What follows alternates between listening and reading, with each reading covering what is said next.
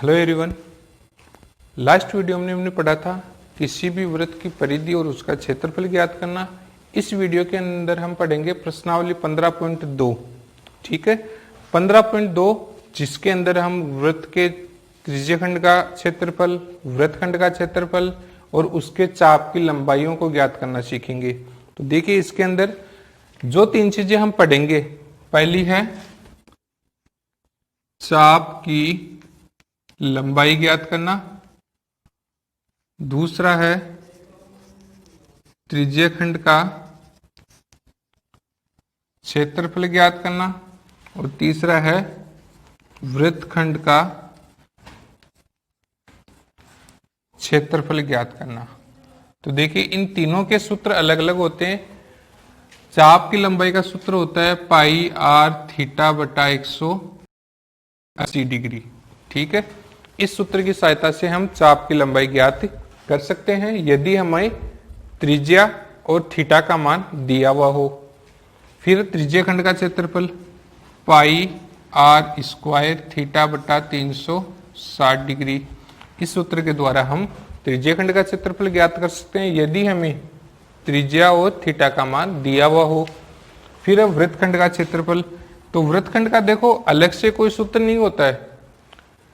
त्रिज्यखंड के क्षेत्रफल में से जो त्रिभुज बन रहा है त्रिज्यखंड के अंदर, उसको जब हम घटाएंगे तो वृत्तखंड का क्षेत्रफल आ जाएगा। इसको एक डायग्राम के द्वारा भी मैं आपको बताऊंगा। तो वृत्तखंड का क्षेत्रफल होता है पाई आर स्क्वायर थीटा बटा 360 माइनस आर स्क्वायर बटा 2 इंटू साइन थीटा। देखिए पाई आर स्क्वायर थीटा बटा 360 त्रिज्यखंड का क्षेत्रफल हो गया और उसमें से हम त्रिभुज का क्षेत्रफल घटा देंगे।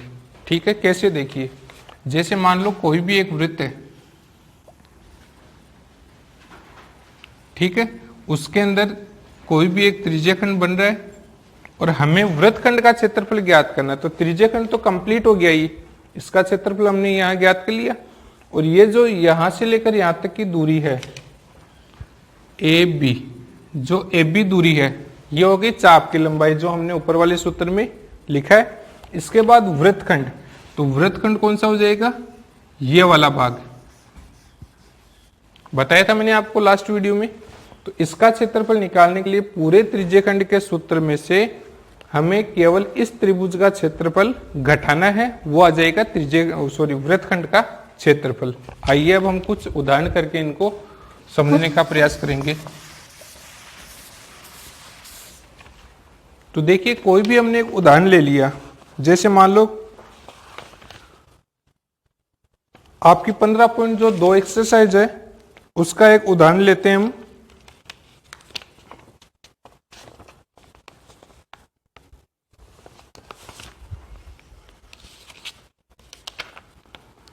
उदाहरण नंबर 1।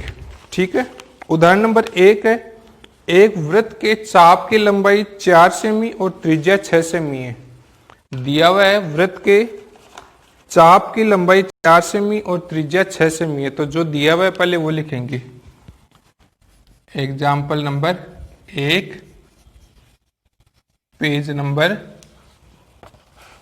236।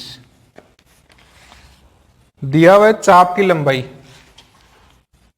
चाप की लंबाई बराबर 4 सेंटीमीटर और त्रिज्या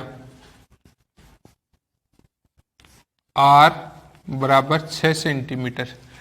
तो इस क्वेश्चन के अंदर हमें वृत्त के त्रिज्यखंड का क्षेत्रफल निकालना है। तो देखिए त्रिज्यखंड का सूत्र मैंने आपको बताया था, त्रिज्यखंड का क्षेत्रफल बराबर पाई आर स्क्वायर थीटा बटा 360 डिग्री। तो देखिए इसके अंदर इस सूत्र को जब हम अलग डिवाइड करें, इसमें से चाप की लंबाई का सूत्र निकालेंगे। तो देखिए पाई आर स्क्वायर है, उसमें से हम आर ले लेंगे, थीटा बट्टा 360 में 2 का भाग देंगे 180। अलग क्या बचा अब हमारे पास, देखिए आर स्क्वायर में से हमने आर को अलग ले लिया तो आर बच गया।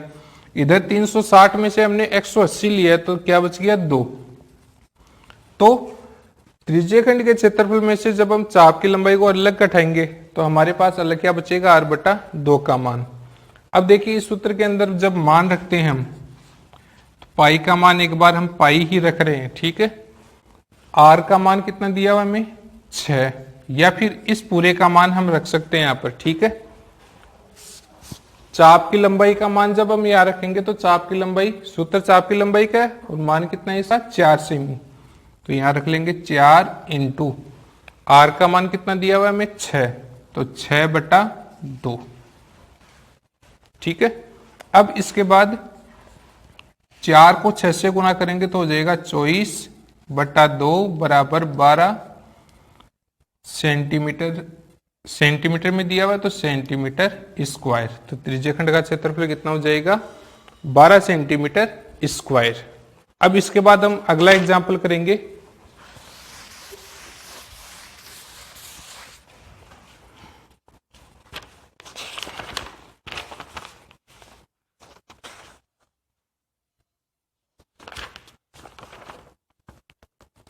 अगले एग्जाम्पल में हम पढ़ेंगे क्वेश्चन नंबर 1। क्वेश्चन नंबर 1 है, वृत्त की त्रिज्या 7 सेमी है।